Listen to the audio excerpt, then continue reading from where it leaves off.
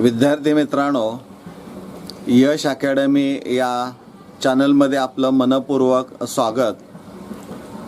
आपण आज या व्हिडिओमध्ये अतिशय महत्त्वाच्या विषयावर चर्चा करणार आहोत.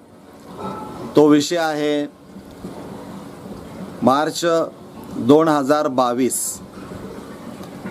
या इयत्ता 12वी बोर्ड परीक्षेची जी प्रश्नपत्रिका असणार आहे त्याचं स्वरूप जे आहे त्या अनुषंगाने आपण चर्चा करणार आहोत. म्हणजे न्यू क्वेश्चन पेपर फॉर्मॅट. विशेषतः या क्वेश्चन पेपरचा आपण ज्यावेळी विचार करू आणि त्यावर चर्चा करू त्यावेळेस आपण केमिस्ट्री हा विषय त्यामध्ये घेणार आहोत. म्हणजे येणाऱ्या बोर्डाच्या परीक्षेमध्ये केमिस्ट्री या सब्जेक्टची प्रश्नपत्रिका, तिचं स्वरूप, यामध्ये असणाऱ्या काही गोष्टी, त्यांचं सगळं डिटेलिंग आपण आजच्या चर्चेमध्ये आणणार आहोत. हा व्हिडिओ आपण सुरुवातीपासून शेवटपर्यंत मन लावून पाहणं अपेक्षित आहे. कारण तुम्ही परीक्षा देणार आहात. या परीक्षेच्या तयारीच्या अनुषंगानं हा व्हिडिओ किंवा ज्यावर आपण हा व्हिडिओ तयार करत आहोत हे तुमच्या दृष्टिकोनातून खूप महत्त्वाचं असणारं आहे. मला माहीत आहे की दररोज आपणाला इयत्ता 10वी आणि 12वीच्या परीक्षा रद्द झाल्या, परीक्षा होणार नाहीत किंवा परीक्षा होणार असतील तर कशा, असे अनेक वेगवेगळे व्हिडिओज तुम्ही यूट्यूबवर पाहत असाल. खरं असे व्हिडिओ हे तुमचे विचार थोडेसे बदलणारे, मन चलबिचल करणारे आहेत. मला वाटतं आपण काही काळ अशा व्हिडिओंच्याकडं आपण दुर्लक्ष केलेलं बरं होईल. कारण जे करायचं आहे, परीक्षा तर तुम्हालाच द्यायची आहे, पास तर तुम्हालाच व्हायचं आहे. आणि त्यामुळं व्हिडिओ काय येतोय यापेक्षा मला जी तयारी करायची आहे परीक्षेच्या दृष्टिकोनातून, त्या अनुषंगानं जो कंटेंट तुम्हाला यूट्यूबवर मिळणार आहे त्याकडं अधिक आपण लक्ष देणं गरजेचं आहे. आणि त्या दृष्टिकोनातून आज आपण या व्हिडिओमध्ये सुरुवातीला चॅप्टर वाईज वेटेज, त्यानंतर न्यू क्वेश्चन पेपर फॉर्मॅट डिटेलमध्ये असेल, त्यानंतर न्यूमरिकल्स किती असणारे आहे त्या प्रश्नपत्रिकेमध्ये, हा एक खूप विद्यार्थ्यांच्या दृष्टिकोनातून जिव्हाळ्याचा प्रश्न असणार आहे. आणि सगळ्यात शेवटी, म्हणजे या व्हिडिओच्या शेवटी, जे विद्यार्थी नीट, JEE किंवा MST CET सारख्या प्रवेश परीक्षांची तयारी खूप जोरात करतायत, मन लावून करतायत, असे काही विद्यार्थी बोर्ड एक्झामिनेशनकडं त्यांचा जो बघण्याचा दृष्टिकोन आहे तो कसा आहे आणि त्यांनी नेमकं काय केलं पाहिजे या अनुषंगानं आपण चर्चा करणार आहोत. तर आपण सुरू करूया. केमिस्ट्री सब्जेक्ट मध्ये in all there are 16 chapters and these 16 chapters are divided into 4 areas. One is a physical chemistry, second inorganic chemistry, third organic chemistry, and fourth is a applied chemistry. In physical chemistry, there are 6 topics. First topic is a solid state. The weightage of solid state without option is a 3 and with option 5. Second unit is a solutions. Weightage without option 4, with option 6. Ionic equilibria 4, 6. Chemical thermodynamics 6, 8. Electrochemistry 5, 7. Chemical kinetics 4, 6. म्हणजे physical chemistry जर आपण पाहिलं तर त्यामध्ये एकूण marks 26 असणार आहेत out of 70 आणि 38 मार्क्स आउट ऑफ 98 अशा पद्धतीने असणार आहे. Inorganic chemistry includes topic number 7, 8, 9. 7th unit is elements of group 16, 17, and 18. Weightage of this unit without option is a 6 and with option 8 marks. Next, transition and inner transition elements 6, 8, coordination compounds 5, 7. So total weightage of inorganic chemistry is a 17 out of 70. Next, organic chemistry includes topic number 10, 11, 12, and 13. So in all, there are 4 topics. 10th topic is a halogen derivatives. Weightage of this unit without option is a 5 and with option 7. Next, alcohols, phenols, and ethers 4, 6, aldehydes, ketones, and carboxylic acid 6, 8, amines 3, 4. म्हणजे इथं organic केमिस्ट्रीचं weightage 70 पैकी 18 गुणांचं असणार आहे. Last area of chemistry is applied chemistry, which includes topic number 14, 15, and 16. 14 topic biomolecules. Its weightage without option 3 with option 4. Next, introduction to polymer chemistry 3, 4. Green chemistry and nanochemistry 3, 4. So applied chemistry, it has a weightage of 9 marks out of 70. म्हणजे ह्या 4 वेगवेगळ्या areas मध्ये एकूण 16 चॅप्टरची विभागणी केलेली पाहायला मिळते आणि प्रत्येकाचं वेटेज आउट ऑफ 70 किती आहे आणि आउट ऑफ 98 किती असणार आहे हेही तुम्हाला इथं माहित असणार आहे. म्हणजे एकूण अभ्यास करत असताना या गोष्टीचा निश्चित तुम्हाला चांगला फायदा होऊ शकतो की जेणेकरून तुम्हाला चांगलं स्कोरिंग करता येऊ शकतं.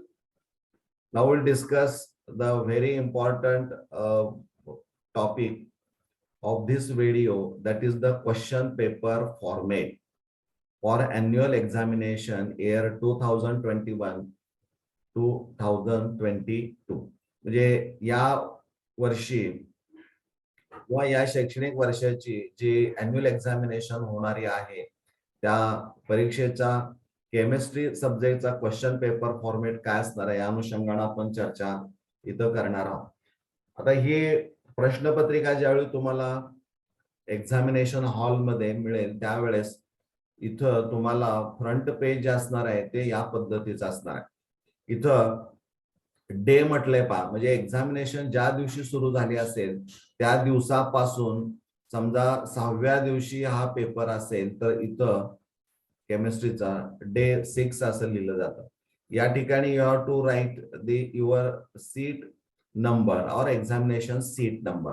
इथं डेट असणार आहे. समजा इथं आपण असं गृहीत धरूया की 2 मार्च असेल तर इथं 2, इथं रोमन मध्ये 3 असणार आहे 2022 म्हणजे 2022 इथं इयर असणार आहे साधारणतः. या पद्धतीने ते लक्षात ठेवायचं. इथं काय आहे या गोष्टीकडे लक्ष देऊ नका. The meaning of is a medium of. Medium काय असणार आहे माध्यम उत्तरपत्रिकेचं तर ते इंग्लिश असणार आहे. Time 3 hours. या ठिकाणी टोटल पेजेस समजा 7 असतील तर इथं 7 पेजेस लिहिलं जाईल. Maximum marks 70. म्हणजे ह्याही गोष्टी तुम्हाला माहित असणं गरजेचं आहे. यानंतर लगेच खाली तुम्हाला जनरल इन्स्ट्रक्शन्स ह्या असणाऱ्या आहेत. The question paper is divided into 4 sections. Section A, Section B, Section C, Section D. In all there are 31 questions. म्हणजे 4 सेक्शन मध्ये एकूण 31 प्रमुख प्रश्न आपल्याला पाहायला मिळतील. Now section A contains question number 1 आणि question number 1 मध्ये there are 10 multiple choice type of questions each carrying 1 mark. म्हणजे इथं 10 MCQs असणारे आहेत आणि प्रत्येकी 1 गुण असणार आहे. त्याच सेक्शन मध्ये क्वेश्चन नंबर 2 आहे आणि there are 8 very short answer type of questions carrying 1 mark each. म्हणजे इथं 8 very short answer type question असणार आहेत आणि प्रत्येकासाठी 1 गुण असणारा आहे. म्हणजे इथं एकूण आपण जर पाहिलं तर 18 मार्क्स सेक्शन ए साठी असणार आहेत. Section B starts from question number 3 to question number 14. So there are 12 short answer type of questions carrying 2 marks each. Out of 12 you have to attempt any 8. म्हणजे कोणतेही 8 प्रश्न तुम्हाला दिलेल्या 12 प्रश्नांपैकी सोडवायचे आहेत. प्रत्येकी 2 गुण असणारे आहेत. म्हणजे इथं 16 मार्क्स बी सेक्शन साठी असणारे आहेत. हे 16 मार्क्स जे असणार आहेत ते विदाउट ऑप्शन असणार आहेत. Now section C starts from question number 15 to question number 26. There are 12 very short answer type of questions carrying 3 marks each. And out of 12 you have to attempt any 8. म्हणजे एकूण 24 marks section C साठी असणारे आहेत. Section D starts from question number 27 to question number 31. There are 5 long answer type questions carrying 4 marks each and you have to attempt any 3. म्हणजे इथं 12 marks साठी D section असणारा आहे. पण इथं एक one thing you should remember that there are 5 long answer type questions असं म्हटलेलं आहे. म्हणजे लॉंग आन्सर टाईप क्वेश्चन जे असणार आहे ते केमिस्ट्रीमध्ये for example SN1 SN2 reaction mechanism जर एक्सप्लेन इन डिटेल असं म्हटलं तर तिथं तुम्हाला डिस्क्रिप्टिव्ह पार्ट पाहायला मिळेल. अन्यथा संपूर्ण केमिस्ट्रीमध्ये फार डिस्क्रिप्टिव्ह पार्ट असा नाही. किंवा एखादी डायग्राम विचारली त्याचं डिस्क्रिप्शन इतकंच, या पलीकडे जास्त काही असणार नाही. त्यामुळे लॉंग आन्सर खूप दीर्घ उत्तर लिहिताय तुम्ही असं आपल्या केमिस्ट्रीमध्ये नाही. म्हणजे हे 4 जनरल इन्स्ट्रक्शन मधले पॉइंट झाले. त्यानंतर next 5th use of log table is allowed, use of calculator is not allowed, figure to the right indicate full marks. म्हणजे इथं क्वेश्चन लिहिला असेल आणि त्याच्या राईट साइडला स्क्वेअर ब्रॅकेट मध्ये जर इथं गुण दिले असतील तर ते मार्क्स त्या प्रश्नासाठी असणारे आहेत. समजा इथं 8 लिहिलं तर त्या प्रश्नासाठी एकूण गुण असणारे आहेत. 7th point is a very important. म्हणजे हा जो आहे तो सगळ्यात महत्वाचा आहे, लक्षात घ्या. प्रत्येक विद्यार्थ्यानं जाणीवपूर्वक हा 7th जनरल इन्स्ट्रक्शनचा पॉइंट लक्षात ठेवायचा आहे, कारण हा 10 गुणांसाठी असणार आहे, लक्षात घ्या. For each multiple choice question it is mandatory to write correct answer along with its alphabet. हे खूप महत्वाचं आहे. ऑप्शन्स तुम्हाला माहित आहेत, अल्फाबेट A, B, C आणि D. These are the alphabets. म्हणजे तुम्हाला एखादा MCQ चं उत्तर लिहायचं असेल तर त्यावेळी तुम्ही first you have to select the alphabet and then you have to write the correct answer. समजा A हा अल्फाबेट त्या MCQ चं करेक्ट आन्सर तुम्हाला वाटतंय तर A हा अल्फाबेट होईल आणि त्याच्या पुढे दिलेलं ते करेक्ट आन्सर आहे. So both together you have to write both together. म्हणजे एकत्र टुगेदर लिहिणं अपेक्षित असणार आहे. इथं पुढे म्हटलंय पहा, no mark or mark shall be given if only the correct answer or alphabet of the correct answer is written. म्हणजे इथं जर तुम्ही ए ऑप्शन तुम्हाला वाटतोय तो तेवढाच लिहिला तर 0 गुण, किंवा त्या ए च्या समोर जे करेक्ट आन्सर आहे तेवढं लिहिलं तरी 0 गुण असणार आहे. म्हणजे alphabet along with it's a correct answer या दोन्ही गोष्ट म्हणजे आन्सर लिहिताना अल्फाबेट अपेक्षित असणारा आहे. त्यानंतर हे वाक्य खूप महत्वाचं आहे. प्रत्येक विद्यार्थ्यानं हे लक्षात ठेवणं गरजेचं आहे. काय होतं की MCQ सोडवताना बऱ्याच वेळा विद्यार्थी पहिला प्रश्न आहे सेक्शन ए मधला पहिला प्रश्न आहे तो पहिल्या पानावर तो सोडवेल उत्तर पत्रिकेमध्ये, पण पुन्हा त्याला असं वाटतं की यातले काही आपल्याला शंकास्पद उत्तरं वाटतायत आणि मग पुन्हा तोच प्रश्न तो रिपीट करतो काही पेजेस नंतर आणि मग तिथं तो काही उत्तर बदलतो त्याला शंका असल्यामुळं, त्याला वाटलं म्हणून. तर त्यावेळी तिथं एकच प्रश्न 2 वेळा लिहिला गेला उत्तर पत्रिकेमध्ये आणि मग असेसमेंटच्या वेळेस होतं काय की पहिल्यांदा जिथं लिहिलं असेल तिथं जर समजा आपण असं गृहीत धरूया की 7 गुण त्याला मिळाले आणि दुसऱ्यांदा जिथं लिहिलंय त्याला तिथं 9 गुण मिळाले, म्हणजे 2 गुण वाढले. पण तिथं असं होतं की ज्यावेळी only the first attempt will be considered for evaluation, म्हणजे जिथं तुम्ही पहिल्यांदा हा प्रश्न सोडवला असेल असेसमेंट करताना जिथं पहिला येईल त्याचे मिळालेले गुणच हे फायनल असणारे आहे. म्हणजे पुढं तुम्ही सोडवला आणि पहिल्यापेक्षा जास्त तुम्हाला गुण मिळाले तर ते गुण विचारात घेतले जात नाहीत. कारण मुलं काय करतात, अननेसेसरीली एक्झामिनरला म्हणजे पेपर असेसमेंट करणारा जो असणार आहे त्याला थोडा त्रास दिल्यासारखं होतं आणि त्यामुळे असं कुणी करू नये. त्याची वारंवारता तुम्ही प्रश्नांची टाळावी, नाहीतर तुम्हाला वाटतंय म्हणून लिहिलं तर ते अडचणीचं ठरू शकतं. त्यामुळे विचार करून पहिल्यांदाच तुम्ही हा प्रश्न काळजीपूर्वक सोडा. मग जिथं सोडवायचा असेल तिथं त्या पानावर सोडा, परंतु तो एकाच ठिकाणी असावा. हे अतिशय महत्वाचं आहे विद्यार्थ्यांच्या दृष्टिकोनातून. क्वेश्चन ए स्टार्ट होतोय पहा. क्वेश्चन नंबर 1 मध्ये त्याने असं म्हटलंय की select and write the correct answer for the following multiple choice type questions 10 marks असं म्हटलंय. आणि इथं रोमन स्मॉल लेटर मध्ये दिलेला आहे फिगर, इथं पहा स्मॉल 1 to 10 असं म्हटलेलं आहे. स्मॉल रोमन मध्ये उल्लेख केलेला आहे. म्हणजे क्वेश्चन नंबर 1 मध्ये 1 ते 10 एमसीक्यूज असणारे आहेत, म्हणजे 10 एमसीक्यूज असणार आहेत. परंतु इथं म्हणताना असं म्हटलंय पहा select means you have to select the alphabet and then you have to write the correct answer. हे दोन्ही एकत्र लिहाल त्याच वेळी तुम्हाला इथं 1 गुण मिळणारा आहे, अन्यथा 0 गुण. म्हणजे तुम्ही फक्त अल्फाबेट लिहिलाय किंवा करेक्ट आन्सर लिहिलाय यू विल गेट 0 मार्क. हे सगळ्यात महत्वाचं असणार आहे. आणि इथं ऑल एमसीक्यूज आर कंपल्सरी, म्हणजे 10च्या 10 हे कंपल्सरी असणारे आहेत. आता या 10 मध्ये आणखीन एक सगळ्यात महत्वाचं असणार आहे ते म्हणजे इथं at least out of 10 MCQs there must be 2 numericals, म्हणजे 10 एमसीक्यू मध्ये 2 न्यूमरिकल्स असणं अपेक्षित असणार आहे. हे आपण लक्षात ठेवायचं. एक उदाहरण आपण घेऊया. उदाहरण असं आहे पहा की the Among Us the following the solubility of which ionic solid decreases with increase in temperature.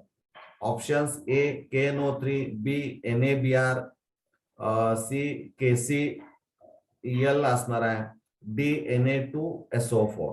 म्हणजे इथं हे 4 पर्याय असणार आहेत. आता तुम्हाला करेक्ट आन्सर लिहिताना तुम्ही काय करणार, क्वेश्चन नंबर 1 आणि सपोज दिस इज क्वेश्चन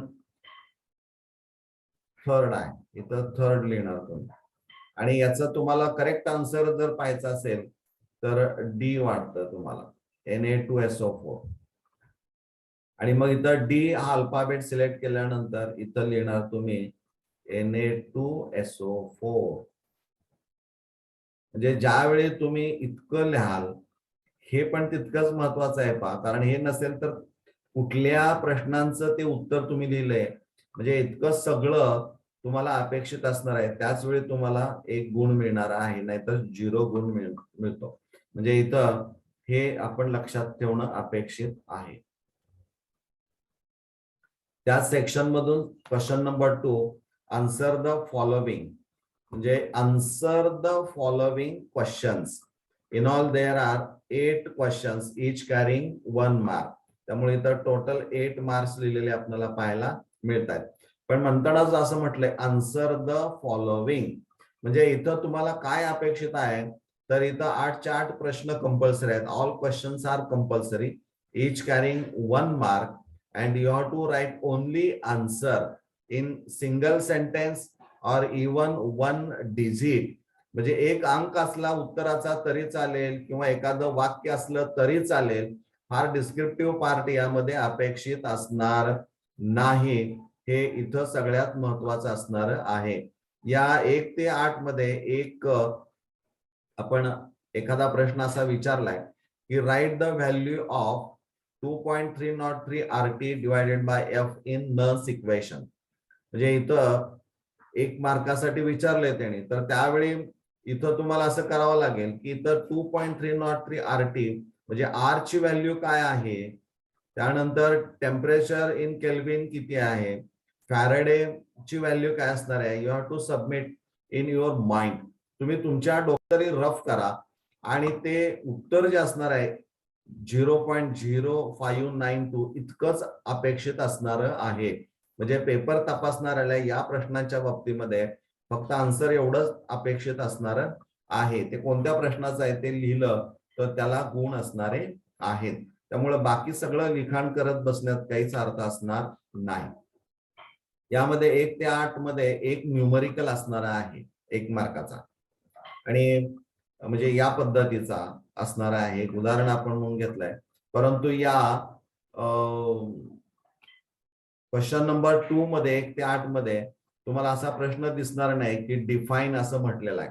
म्हणजे इथं डिफाईन हा प्रश्न येणार नाही. त्या व्यतिरिक्त कुठलाही 1 मार्कासाठी प्रश्न हा विचारला जाऊ शकतो. म्हणजे हे खूप महत्वाचं असणार आहे.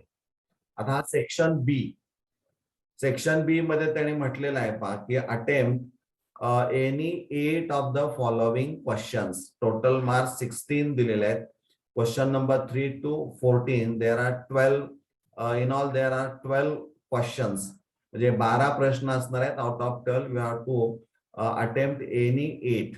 म्हणजे दिलेल्यापैकी तुम्हाला 12 दिले त्यापैकी 8 तुम्हाला सोडवायचे आहेत. प्रत्येकी 2 गुण असणारे आहेत.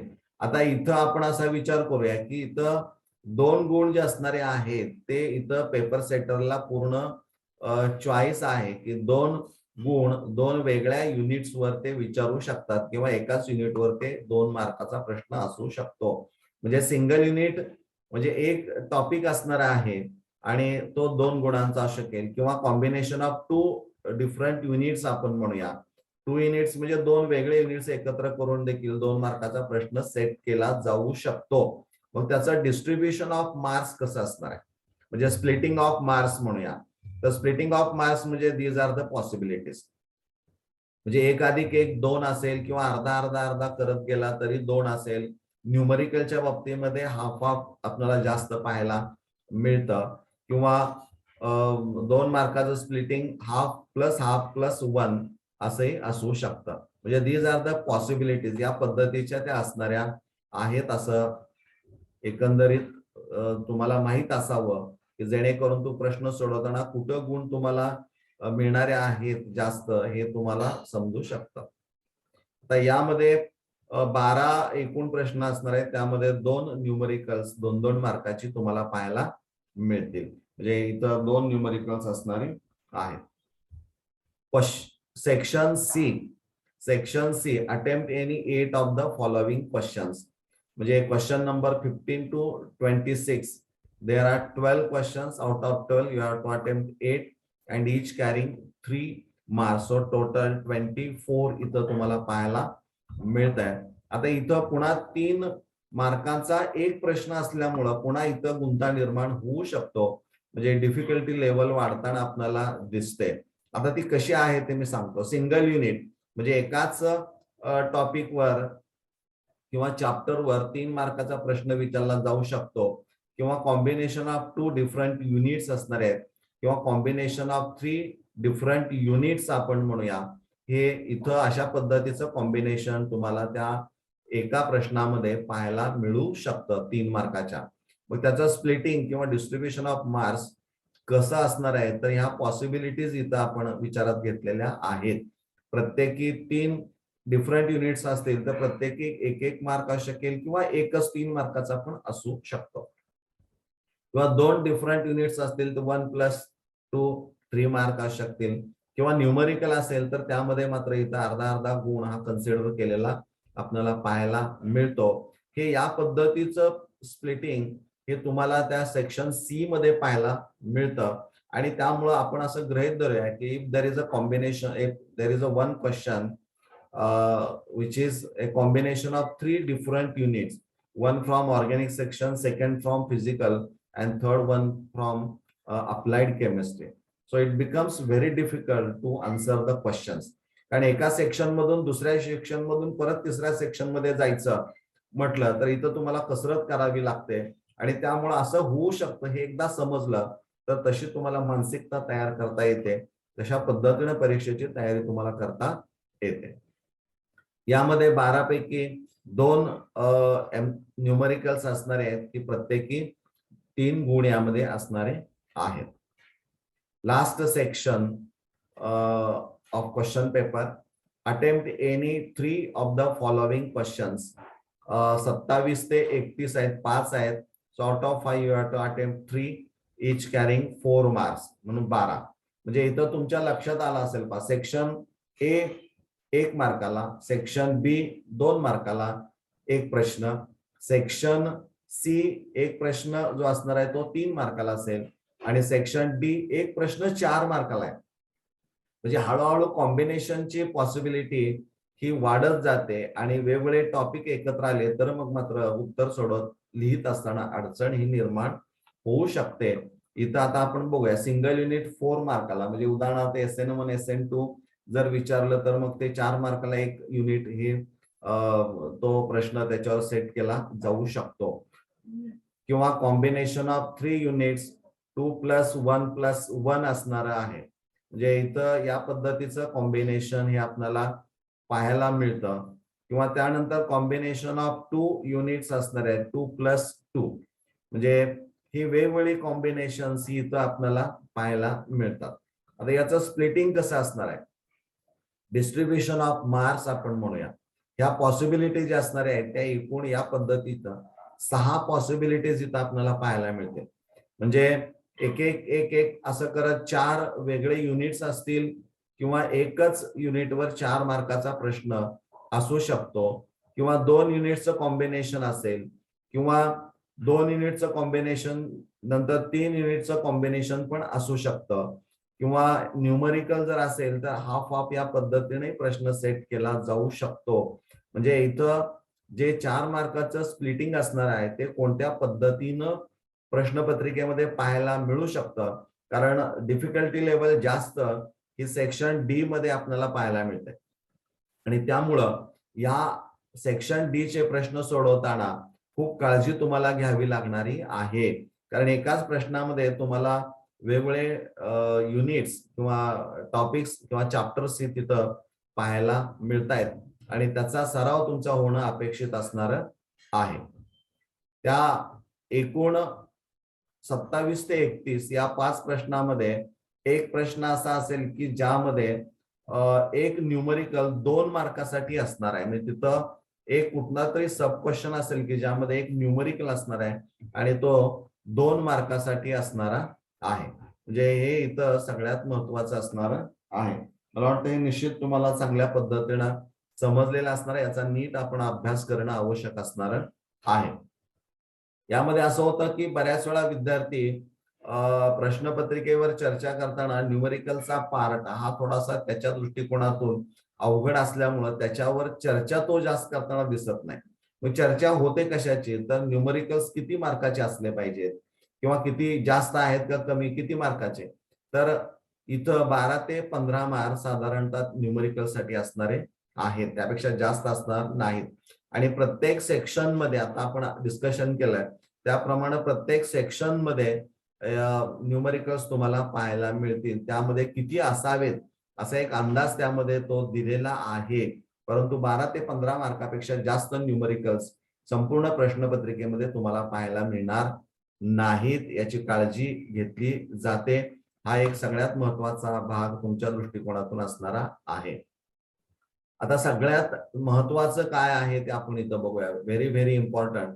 हे खूप जाणीवपूर्वक यावर मी चर्चा करतोय, कारण जे विद्यार्थी नीट, JEE, MST CET या सारख्या प्रवेश परीक्षांची तयारी करतायत, ही खरं तयारी करत असताना खूप पूर्वीपासून करतायत, जोरात करतायत, मन लावून करतायत, पण बोर्ड एक्झामिनेशन कडे बघण्याचा दृष्टिकोन मात्र त्यांचा तितकासा चांगला असत नाही असं आपण म्हणूया. म्हणजे बोर्ड एक्झामिनेशन काय, कधी तयारी न करता आपण परीक्षा देऊ शकतो, परंतु इथं असं होतं, अनुभव तुम्हाला सांगतोय, की नीट, जेई, MST, CET प्रवेश परीक्षांची तयारी करणाऱ्या विद्यार्थ्यांच्या बाबतीमध्ये बोर्ड एक्झामिनेशन कडे थोडस ते दुर्लक्ष केल्यामुळं ज्यावेळी बोर्ड एक्झामिनेशन, एक उदाहरण तुम्हाला सांगतो घडलेलं आहे की फेब्रुवारी मार्च 2019 ची प्रश्नपत्रिका जी होती ती टफ होती, निकाल कमी लागले. झालं असं की नीट आणि जेई या विद्यार्थ्यांना चांगले पर्सेंटाईल मिळाले, 98, 99. परंतु बोर्ड एक्झामिनेशनला PCM असेल किंवा PCB ला 300 पैकी 150 गुण मिळणं अपेक्षित असणार आहे. म्हणजे 50% तिथं अपेक्षित असणार आहे. तर हे 50% गुण तिथं मिळू शकले नाहीत आणि ती कंडिशन ते सॅटिस्फाय करू शकले नाहीत आणि त्यामुळं प्रॉब्लेम निर्माण झाला. कारण 12वी बोर्ड एक्झामिनेशन ही क्वालिफाईंग एक्झामिनेशन असणारी आहे हे आपण विसरता आणि त्यामुळं गुण मिळताना मात्र ती अडचण होऊ शकते आणि असं झालेलं आहे. आणि म्हणून पुन्हा यावर चर्चा करून 2020 ची प्रश्नपत्रिका त्याचं फॉर्मेट बदलण्यात आलं आणि ते थोडस सोपं करण्यात आलं. तर ते करत असताना, सोडवत असताना आपल्याला काय करायचं आहे ते बघा. इथं difficulty level of the question, जो प्रश्न असणार आहे त्या प्रश्नाची लेवल काय असणार आहे, पातळी आपण म्हणूया, काठिण्य पातळी. तर यामध्ये 3 भाग पडतात, इझी असेल, ऍव्हरेज असेल आणि डिफिकल्ट असणारे आहेत. तर एकूण प्रश्नपत्रिका जी असणार आहे ते 98 मार्क्स विथ ऑप्शन असणार आहे, तुम्हाला आता माहित झालेलं आहे. त्यापैकी ऍव्हरेज गुण जे असणारे आहेत हे 49 आहेत, म्हणजे 50% ऍव्हरेज गुण असणार आहेत. म्हणजे मीडियम किंवा ऍव्हरेज टाईपचे क्वेश्चन्स हे एकूण 49 मार्क्सचे असणार आहेत. इझी 29 चे आहेत. म्हणजे ही बेरीज केली तर तुम्हाला पास होणं काहीच अवघड नाही. परंतु मुलं दुर्लक्ष करतात आणि मग बोर्डाची परीक्षा अवघड आहे असं म्हणणं चुकीचं असणार आहे. त्यामुळं आपण ज्या इतर प्रवेश परीक्षांची तयारी करता ती याच टेक्स्टबुकच्या आधारे करता किंवा इतर रेफरन्स बुक, परंतु हा तो बेस आहे हे आपण विसरून चालणार नाही. डिफिकल्ट जे क्वेश्चन्स असणार आहेत ते ओन्ली 20 मार्क्स आहेत. म्हणजे 98 मध्ये फक्त 20 मार्काचे प्रश्न असे आहेत की ज्यांची डिफिकल्टी लेवल तुम्हाला जास्त पाहायला मिळते.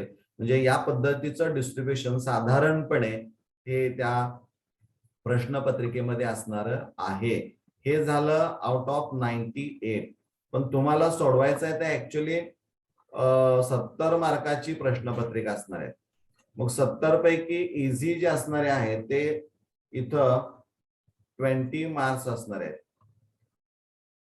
ऍव्हरेज जे असणार आहेत ते 35 आउट ऑफ 70चा आपण विचार करतोय. आणि डिफिकल्ट जे क्वेश्चन्स असणारे आहेत ते फक्त 15 मार्काचे असणार आहेत. लक्षात घ्या, हे खूप महत्वाचं आहे. म्हणजे इथं तुम्हाला ह्या दोन्हीची बेरीज जर केली तर हे साधे प्रश्न तुम्हाला सोडवणं फार सोपं जाणार आहे आणि त्यामुळं तुम्हाला चांगलं स्कोरिंग हे देखील करता येऊ शकतं. आणखीन एक गोष्ट तुम्हाला इथं सांगतोय की एकूण प्रश्नपत्रिका सोडवायची आहे ते 70 गुणांची, पण प्रश्नपत्रिकेमध्ये एकूण गुण असणार आहे ते 98 मार्क्स. म्हणजे इथं तुम्हाला 28 मार्काचं विथ ऑप्शन हे तुम्हाला पाहायला मिळतं. त्यामुळं आपण असं गृहीत धरूया की 28 मार्क विथ ऑप्शन तुम्हाला मिळतायत ज्यादा. म्हणजे सिलेक्शन ऑफ क्वेश्चनला तुम्हाला इथं पूर्ण संधी आहे. आणि हे जे 15 मार्क तुम्हाला कोणाला भीती वाटत असेल तर त्याचं सिलेक्शन तुम्ही करा की 28 पैकी 15 मार्क कुठं तुम्हाला हे करता येतील. फक्त क्वेश्चन नंबर 1 आणि क्वेश्चन नंबर 2 म्हणजे सेक्शन ए मध्ये क्वेश्चन नंबर 1 मध्ये एमसीक्यूज आहेत, तिथं 2 न्यूमरिकल्स असणार आहेत आणि क्वेश्चन नंबर 2 मध्ये 1 न्यूमरिकल असणारा आहे. म्हणजे तिथं 3 गुण असणार आहेत. ते तिथले न्यूमरिकल्स मात्र तुम्हाला कंपल्सरी अटेंड करावे लागणारे आहेत जर तुम्हाला चांगले स्कोर करायचा असेल तर. अन्यथा इकडं तुम्हाला ऑप्शन मिळू शकतात, तुम्ही सिलेक्शन ऑफ क्वेश्चन करू शकता, तुम्हाला तसा पर्याय त्यांनी दिलेला आहे. म्हणजे ही गोष्ट फार डिटेलमध्ये मी सांगत नाही, पण काय सांगायचं आहे मला हे निश्चित तुम्हाला यावरून समजू शकेल असं मला वाटतंय. म्हणजे ही स्लाइड ही खूप महत्वाचे आहे. मला वाटतंय आपण ह्या सगळ्या गोष्टींचा विचार करावा आणि त्या पद्धतीनं अभ्यासाला सुरुवात करावी. पुन्हा एकदा सांगतो की हा व्हिडिओ पहिल्यापासून शेवटपर्यंत पहा. तुम्हाला येणाऱ्या परीक्षेला तुम्हाला कोणताही प्रॉब्लेम किंवा अडचण येणार नाही. जर हा व्हिडिओ तुम्हाला आवडला असेल तर लाईक करा, शेअर करा आणि चॅनल सबस्क्राईब करायला विसरू नका. धन्यवाद.